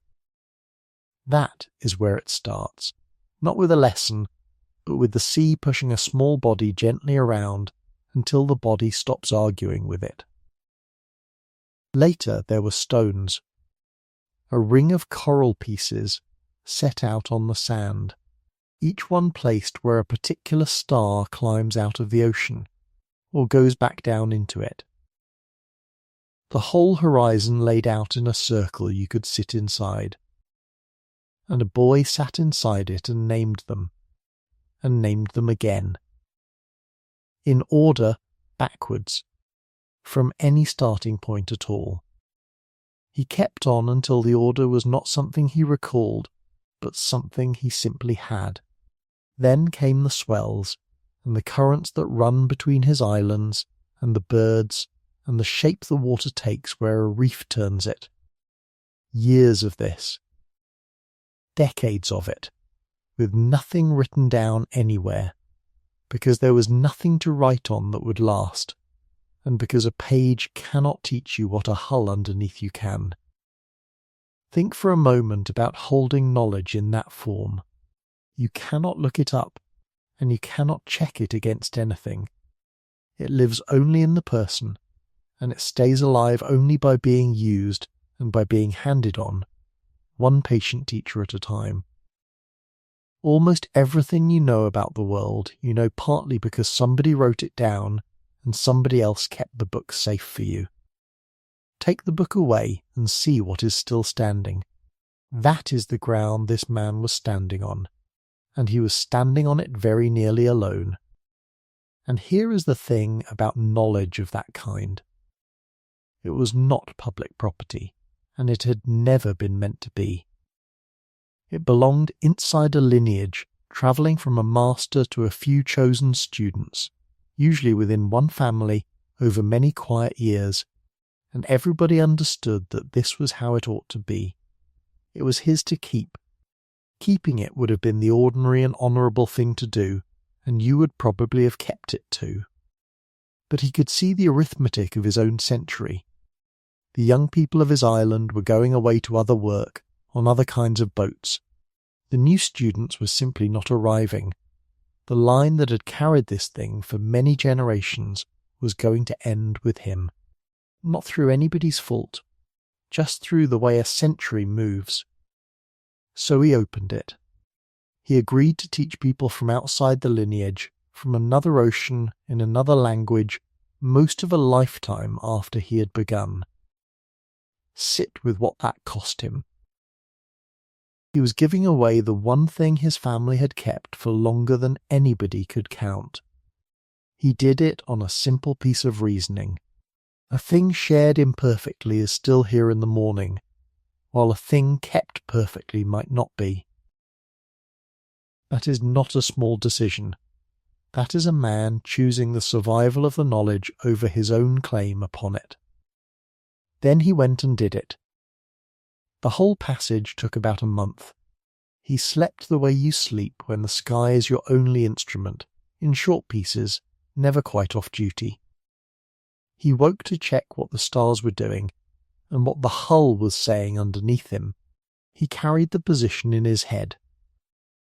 Every hour of heading, every rough estimate of speed, every push of current, folded together into a running picture of where the canoe was and where the island sat relative to her.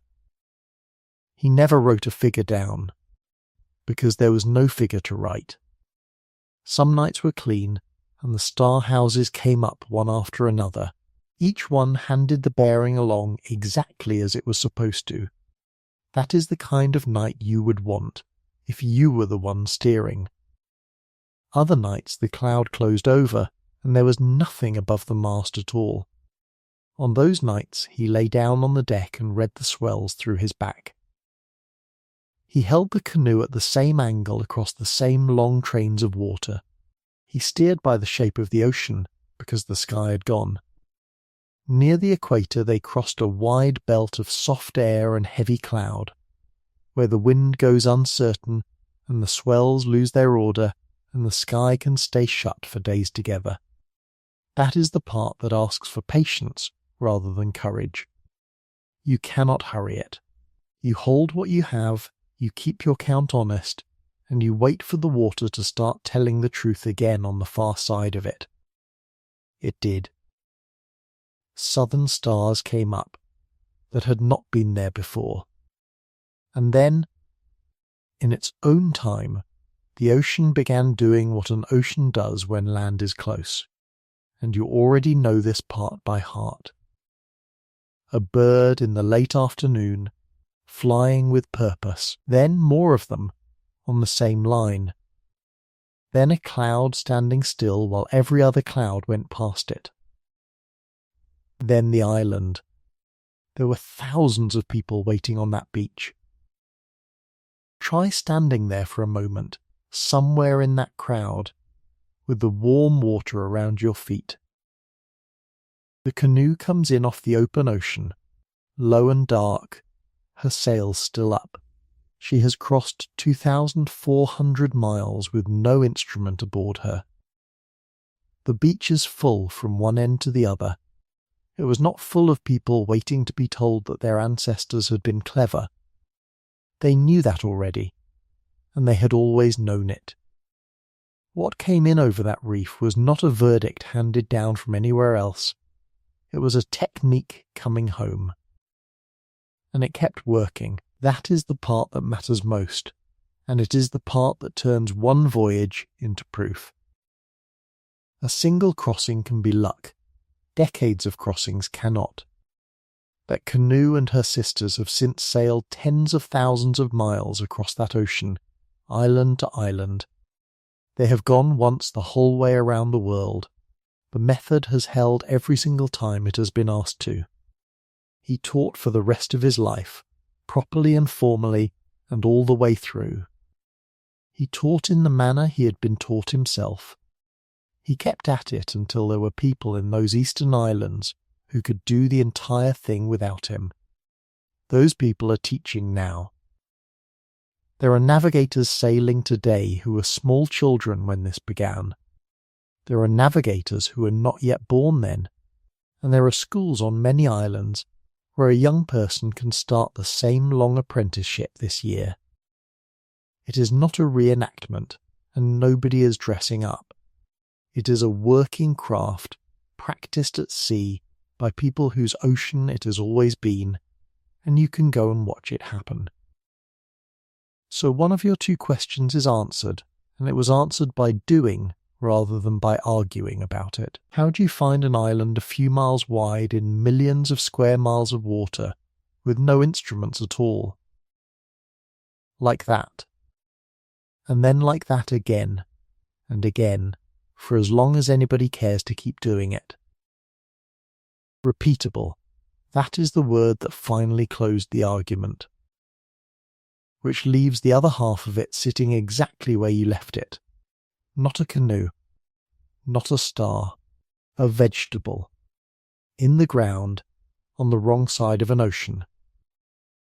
So we come back to the plant. It has been sitting underneath all of this from the first minute. A vegetable.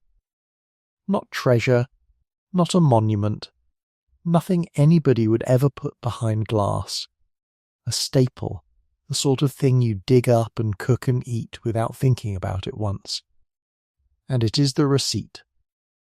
And tonight it can finally be read. So let me tell you what can be said about it, and how firmly each part can be said.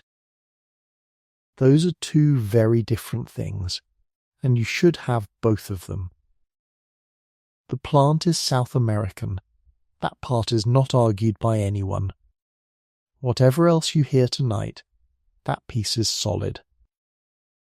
Its wild relatives grow on that continent and nowhere else, and the whole botanical family it sits inside belongs to the Americas. It did not begin in the Pacific.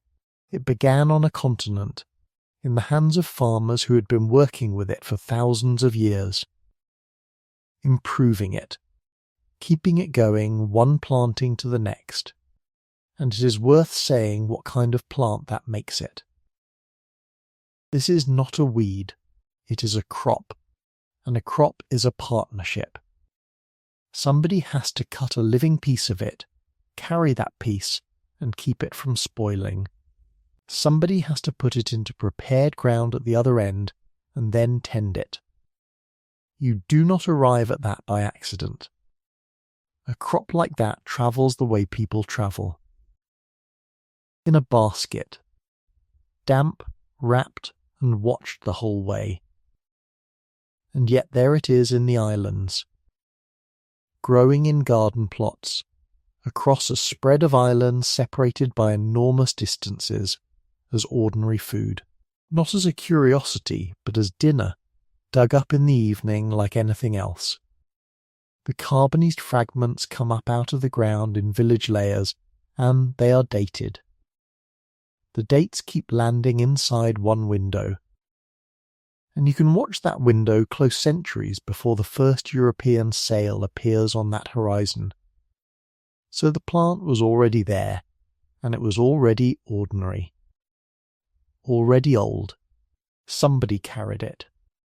Then there is the name, which is the part that tends to stop people where they stand. In the high country of the Andes there is a word for this plant, in the language spoken across that region. Out in the eastern Pacific, thousands of miles away across open water, the islands have a word for the same plant.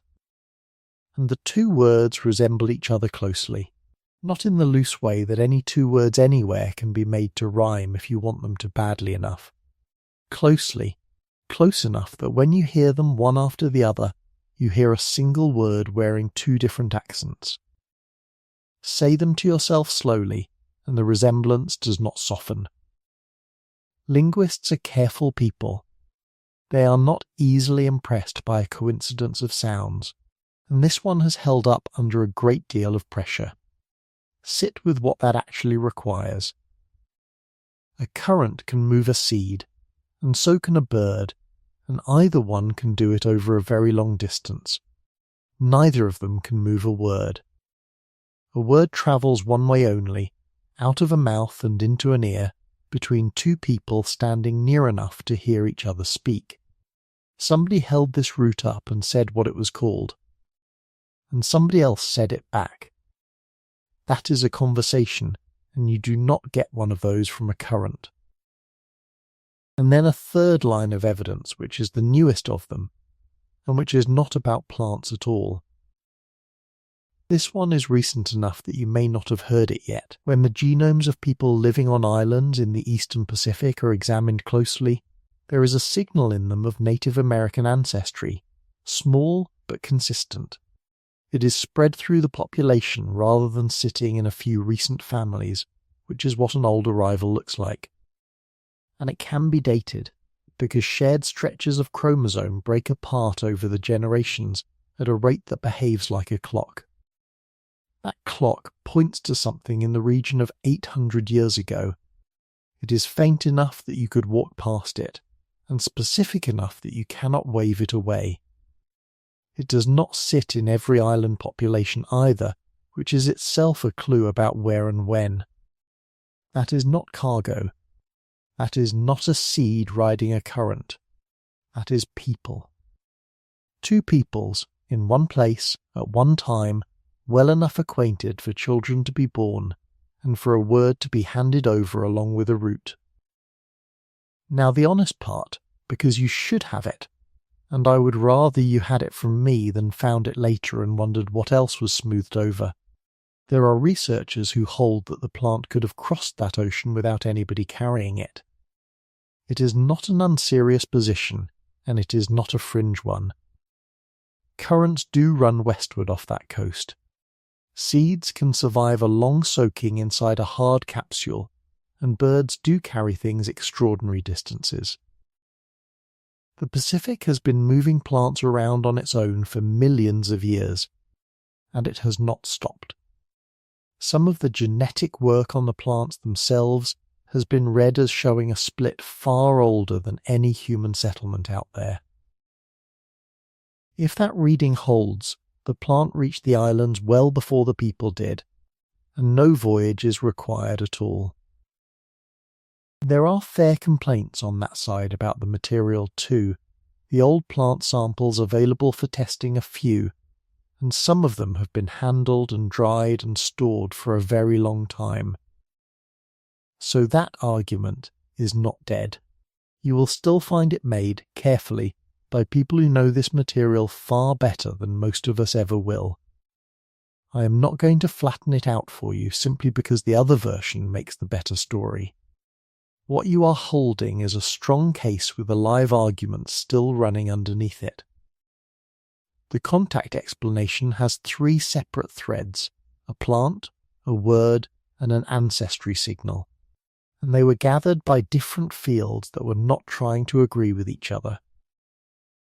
Natural dispersal explains the plant well enough, and it explains the shared word badly. It does not explain the ancestry in living people at all. That is why the weight sits where it sits, and why most of the field now leans the way it leans. Strong, well supported. Not closed. But the two questions that have been held open since the very beginning of this, those can be answered plainly now, and I would like to answer them plainly. Who was crossing an ocean that size deliberately before the compass ever reached those waters? People who were navigating. Not blown. Not lost. Not lucky. Navigating, on purpose, by a method, with the intention of coming home again. And how do you find an island a few miles wide inside millions of square miles of water with no instrument aboard at all?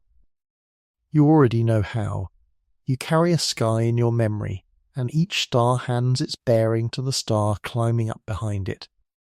You read the sea through the hull, with your body laid along the deck, until the long swells sort themselves out underneath the boat.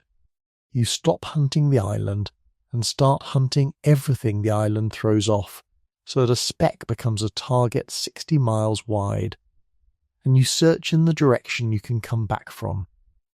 4 things, all of them held inside a person. That is the entire instrument. Which is exactly why it was mistaken for luck for 2 centuries. Think about what a visitor standing on that beach could actually see. A canoe pushes off. There is no card, no needle, no glass, nothing in anybody's hands at all. Somewhere out in the middle of the passage, a navigator lies down along the deck and appears, from the outside, to be doing nothing whatsoever. You cannot see that they are counting swell trains through their own back. You cannot see the compass, because the compass is behind their eyes. You cannot see a bearing being passed from one star to the next, because that handover happens inside a memory you have no way into. So a visitor writes down what a visitor can see. A boat goes out, and a boat arrives. Nothing visible in between. And if you cannot see the method, and have already decided that the people in front of you could not possibly have one, then there is only one word left over for the result. Luck. That is not a fact about the navigators.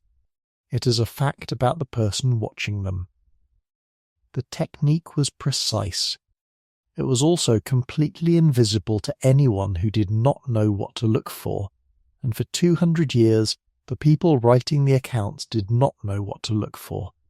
So the word travelled, and it kept being repeated until it stopped sounding like an opinion and started sounding like a plain fact about the sea. Now the part where a neat bow would be a lie, so I am not going to tie one for you. We do not know the route. Nobody can draw that crossing on a map with real confidence. The winds and the currents allow several tracks, and choosing between them is still a preference rather than a finding. We do not know how many crossings there were. It may have been one voyage out and one voyage home.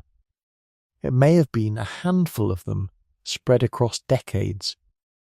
It may have been a thin thread of traffic that ran for a while and then quietly stopped. Nobody has found the landing site. There is no workshop, no cluster of houses standing on the wrong coast, nothing with a date on it. We do not know where the two peoples actually met. It may have happened on the South American coast, with canoes arriving there and being met on a beach. It may have happened far out in the Eastern Pacific instead, on an island where both sets of voyagers came ashore at the same speck from opposite directions. Both versions fit what is in hand. Neither one has anything decisive underneath it yet. And we do not know how much of any of this there ever was, a single return, or something steadier that ran for generations and has left us only these 3 faint threads. Hold those open with me. They are not damage to the story. They are the honest shape of it as it stands. and every one of them is a question that somebody is working on now, in a laboratory, in an archive, and out on the water in a rebuilt canoe with the sail full above them.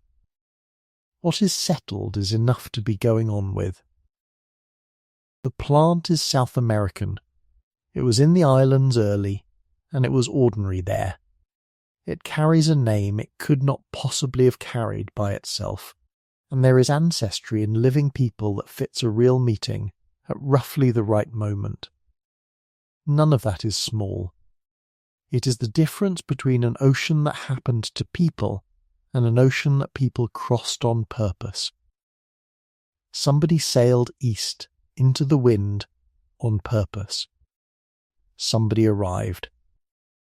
And then somebody turned around and came home again, with a root in the bottom of the canoe and the word for it still warm in their mouth. So stay a little while longer with what all of it means, rather than with how it was done. That is the part worth carrying out of tonight. Not the method, but the weight of it. You were handed a picture of exploration early on, probably somewhere in a schoolroom, and it has most likely stayed with you ever since. Tall ships and heavy canvas, and a chart spread flat on a table underneath a swinging lamp. A compass resting in its wooden box, and a coastline being inked in carefully for the very first time. It is a fine picture, and there is nothing false anywhere in it. It is simply a very small one, cut out of the corner of a much larger story. The last great age of exploration on this planet was not that at all. It happened out there, in open boats, on the largest single thing on the face of the earth. It happened before the compass had ever come into those waters, and every one of the people doing it was carrying the chart inside their own head. Sit for a moment with what a sentence of that kind is actually asking of you. No instrument anywhere aboard, and no paper, and no ink, and no table to spread anything out upon. Nothing at all to hand forward to the next person except a voice, and years of their patient attention. The chart lived inside a mind, and it passed from that mind into the next one whole, without ever once being written down. The road itself was read in the water, in the long trains of swell that came running underneath the hull from weather half an ocean away. That is what you have been listening to all this time. A technique, not luck, and not legend, and not some fortunate accident of the wind. And here is one way to hold how strange that really is. Think for a moment about how much of your own bearing tonight comes from somewhere else entirely. There is a clock nearby that you did not set, and a map in your pocket that knows the ground far better than memory ever did. Now take every one of those things quietly away, and leave a person with a sky, a sea, a boat, and whatever an older navigator once sat down and taught them. That was the entire equipment. And they were not lost out there in it. They were at work. And it worked. It worked well enough to find and then to settle whole worlds. I would like you to feel the ordinary weight of that, rather than the grandeur of it, because the grandeur is the easy part. Somewhere out on that water, on a night that neither of us will ever see. A person lay down on a wooden deck. They lay flat on their back and let the motion of the sea come up through the boards and into their body. They were checking a direction, and that was all it was to them. It was work, in the same plain way that your own work is work, and they had done it many hundreds of times before. The swell came in and lifted the near hull, and held it a moment, and then set it down again. And inside that small repeated motion they held a line, straight and true, across water that had no edges anywhere in it. Then, weeks later, an island. Everything you have heard tonight rests on that one steady habit of mind. not on any device that anybody ever built. It rests on a decision to pay very close attention for a very long time, and then to remember precisely what was seen, and to say it out loud to somebody younger. That is the whole engine of it. Nothing more elaborate than attention and memory, held together across many generations and handed carefully along. Here is the part I would most like to leave with you. That entire technique left almost nothing physical behind it. There is no brass instrument sitting in a museum case beneath a small printed label. There is no stone tower, no observatory, no engraved plate. No folded chart lying under glass in a quiet room where people speak softly to each other. The canoes went back to the sea and to the soil, the way that worked wood always does in warm salt air. The knowledge itself was spoken aloud and never written down anywhere at all. So if you go out looking for the monuments of the finest navigation this planet has ever seen, you are not going to find them. It is worth sitting a moment with how unusual that is among the great human achievements. Almost everything else you admire out of the deep past left something hard behind it. A wall, a road, a written page, a shaped stone that outlasted the hands that shaped it. This left nothing of that kind at all. The only instrument was the person, and the only archive was the conversation running steadily between one generation and the next one. So there is nothing to walk around, and nothing to stand in front of, and nothing at all to photograph. What you find instead is very much larger. You find that the islands have people living on them. That is the monument. There is no other one, and there does not need to be another one. Take a map of that ocean, and let your eye travel very slowly across the width of it. All those names scattered out over the blue like grain thrown from an open hand. Every single one of them is a landfall. Every one of them is a canoe that arrived somewhere with water still aboard and green shoots still alive in the baskets. Somebody aimed at that one speck of land on purpose. Somebody found it and turned the canoe around and went home again, and then came back a second time with families and seedlings and animals riding between the hulls. You are not looking at a scattering. You are looking at a record. And that in the end is what the long argument about all of this was truly about. It was never really a question about wind or currents or the shape of a hull moving through water. It was a question about who was allowed to be doing the steering. That one has been answered now, and the answer is sitting behind us, and I will not take you back through any of it tonight. There is something better to leave in your hands instead. None of this is finished. That matters more than anything else I could tell you now. This is not a story about a vanished people, and I do not want you carrying it away as one. The technique came very close to going quiet. It came within something like a single generation of ending altogether, and then it did not end. It was taught deliberately and patiently by people who could have let it close over with them, and who chose to do the harder thing instead. And their descendants are sailing it again now, out on real ocean, in real weather, with the sky doing the work. Not as a display for anybody, and not as a costume worn for an afternoon. Think for a moment about what a decision of that kind actually costs a person. A tradition does not come back on its own, and nothing about that ocean makes it easy. Somebody has to decide that it is worth years out of their one life. Somebody has to sit with a student night after night after night, going over the rising points along the horizon until that student can name every single one of them in the dark without hesitating. Somebody has to build the canoe with their hands. And then somebody has to trust it with their own body. out where there is nothing at all but water in every direction for weeks together. They did exactly that, and they are doing it tonight, while you lie there resting.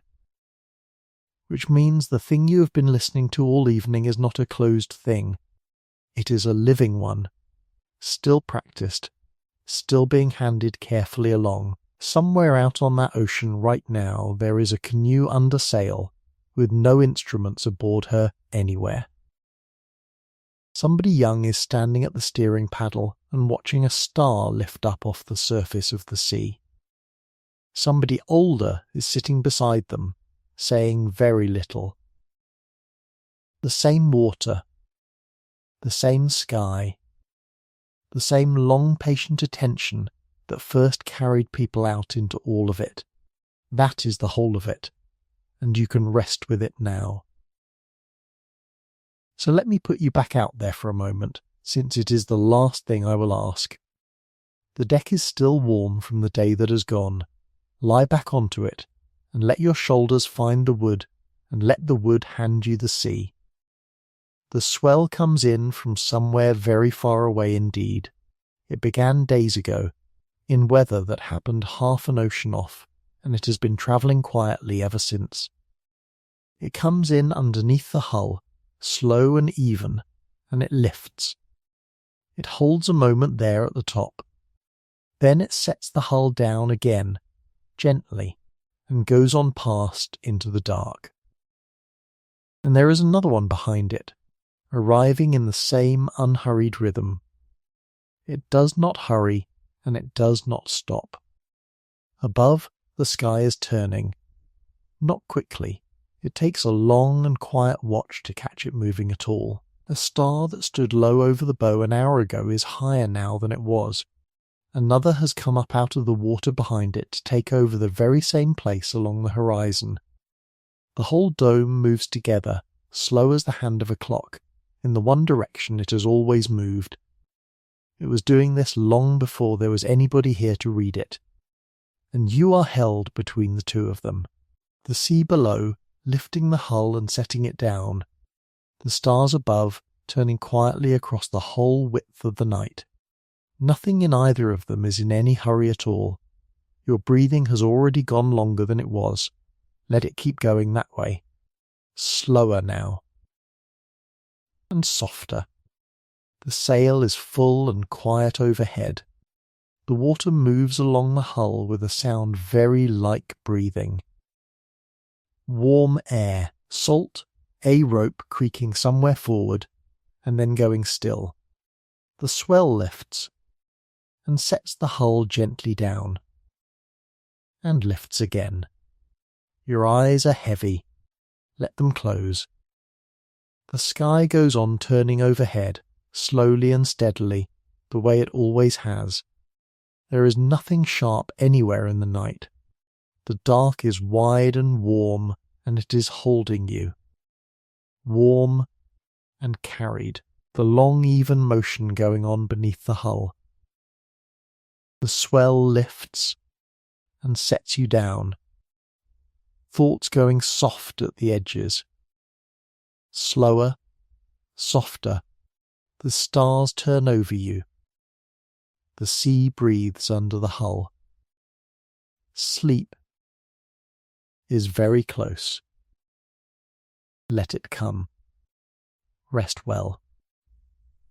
Good night.